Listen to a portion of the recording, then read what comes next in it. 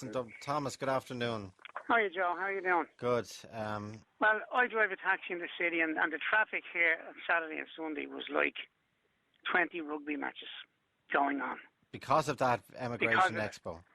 The registrations of the cars, car, you name it, they were from all over the country. My own son is standing on it with his girlfriend. My two sons, two qualified tradesmen, 3 years idle. I'm out working 14, 15 hours a day trying to help. And I'm 65 this month, and if I got money, I'd be gone. And I'd never darken this country's doors again. Why not? Why not? Yeah. Across the road, you had applause for sinkers of life ships. The sinkers. We could float the Titanic on the rhetoric they gave us. And the Plamas. And everything will be all right tomorrow. Give us a break. They're not even living in reality. They're living in a bubble with rose-coloured glasses on them. I'm a tradesman. Mm-hmm. Anything I learned has not been handed on to nobody. And he took €17 a month out of a paltry pension I got for 37 years service for this levy. Yeah. They stole my money out of my pension. That's what they did. They stole it because they got no mandate from me to take it. And there's boys there and women there. I had one lad in the car. 13 fellas off his hurling team have gone away. That's the devastation of Gaelic football and hurling here and communities. It's like what Thatcher said, there's no such a thing as society. And that's the statement that's coming across in this country from our so-called governing body. They couldn't, every party in that government are incapable of creating any jobs. They haven't the know-how, they haven't an idea, they're going around like wildebeest. There's no Gandhi and there's no Martin Luther King in this country to lead us forward. We haven't got a leader. We're living in the stages of begrudgery. We need the people to walk out for one day and nobody goes to work. Stay at home. Don't attend your job. Let it sink. Let it sit down. And you'll see then how powerful we are as a people. We went out and fought everyone's war for years. It's now time to fight our own war. And the governing people in this country are a disgrace.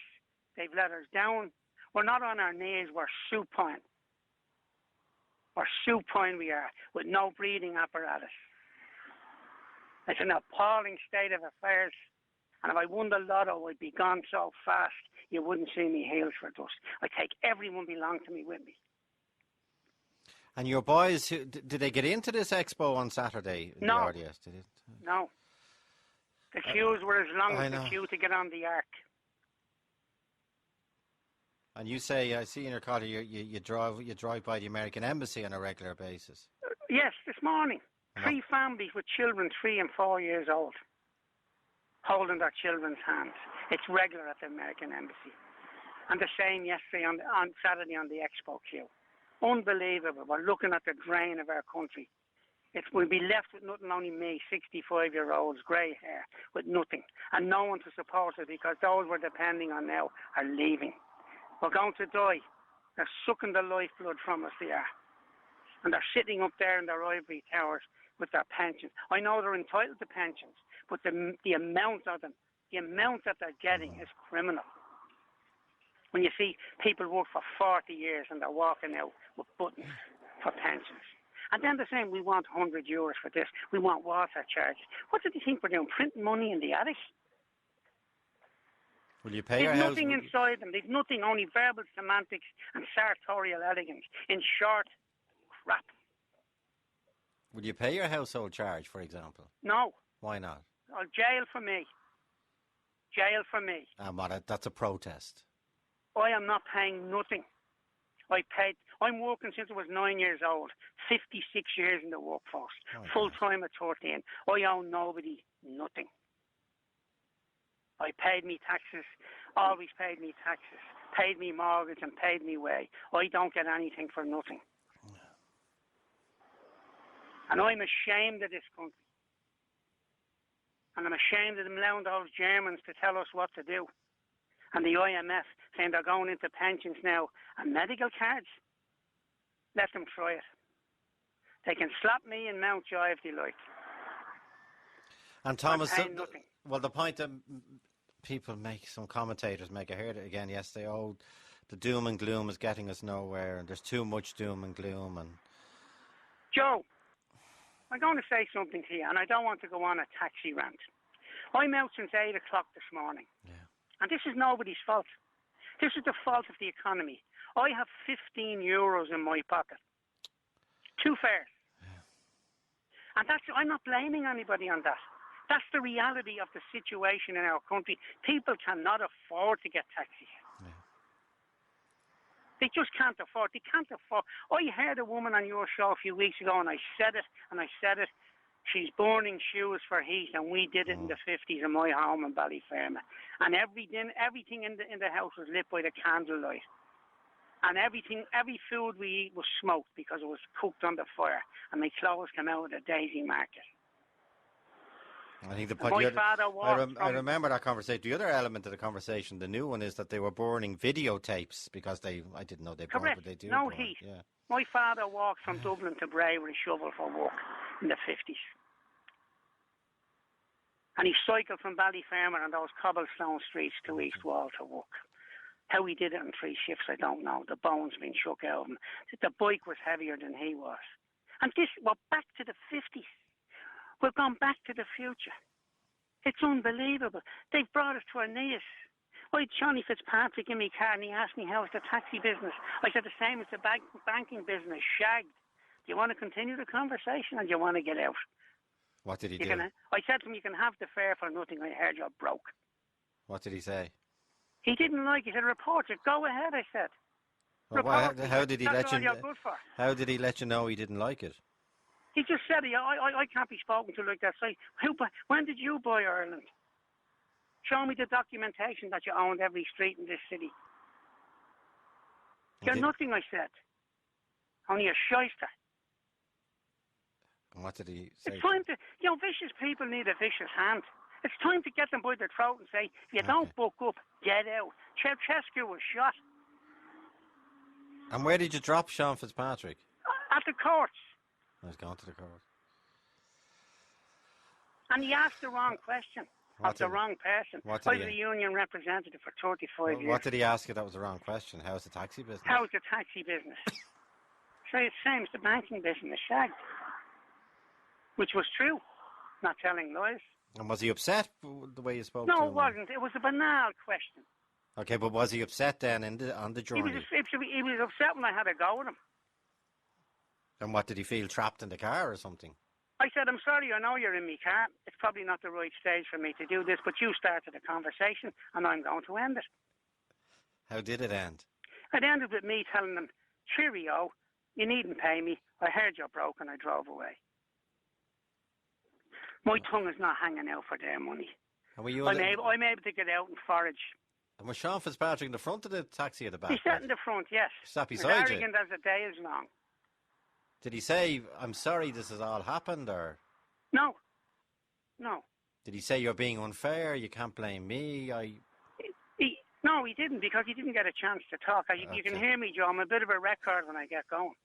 You're making looking at the scrreen here, you're making, you are the new Gandhi. You are the new Well, I would be. And MLK. I went on every tax march in this country. I have a book in front of me, Joe. Yeah. A journal that was given to me by a taxi driver at Christmas. And there's 77 poems written in it since Christmas. Oh, you're writing? About the state of our country. You're writing poems. And I've written 3 books of poetry. I'm nobody's fool. And I love this country. And my father and his father's father worked hard in it. And we paid our way. I'm not looking for anything on tips. No. I'm willing to work for what I get. I'm out here every day working and earning nothing. But that's nobody's fault. It's the way our country is. I'm looking to the politicians to save our country and our people and our young people. De Valera was a strong advocate of emigration. So was Lenihan, that man Lenihan's father.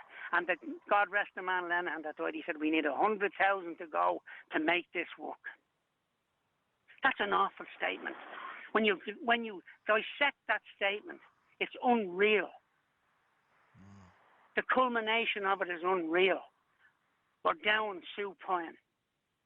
And we've nowhere to go. Okay, but given that you're one of the few people who actually had a conversation, it seems, with Sean Fitzpatrick, when it was finishing and you said, I don't want the fare, what did he say? Did he try and push the money into your hand? No. Because he knew I was annoyed. I said, you can go. Take this on the house. I'll prove to you I'll eat stones before I beg. But then you say you'll go to, well, they say no one will go to prison for not paying the household charge. If they're going to put me in, I don't agree with it. They'll try and dock it out of your... The principle of the thing, it's wrong. Do you know why it's wrong, Joe? Because we haven't got it. We haven't got it. There's people out there looking out the window every day, and they've nothing. And you know what? I'm glad the weather was good since January up to now. Thank God, yeah, I know. Because it saved on heating bills. Here. Well, but yeah. That's why I'm glad that they hadn't got to be turning on the heat for the little children and all the rest of it. I looked at my granddaughter yesterday celebrating her 3rd birthday, and her father's idle 3 years. He's idle 3 years? Yes.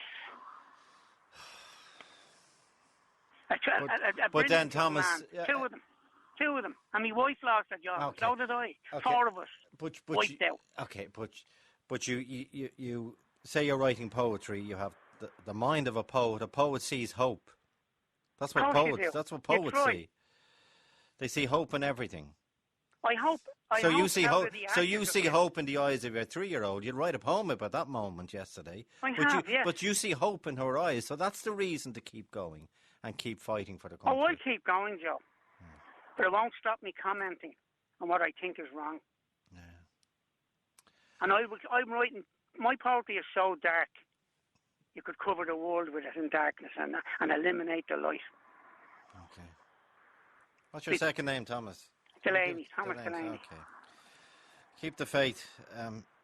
And well said, well done for giving the room for people to express themselves. Oh, that's the job, and you did it very well. And I think you spoke for a lot of people as well. I hope it comes back. Yeah. For a lot of different reasons. Okay. It's not for Thomas Delaney. It's for us as a people. Okay. Thanks very much. And if you want to send in some of your poetry, we'll put it up on the website here, Thomas, if you want. Oh, that's very kind of you, Joe. Pick one or two that you I'll feel drop it round because one of my friends was the best sound engineer in the business, Paddy Gibbons. Okay. You must have known about it. Yeah. Okay. Listen, Thomas Delaney, thanks indeed.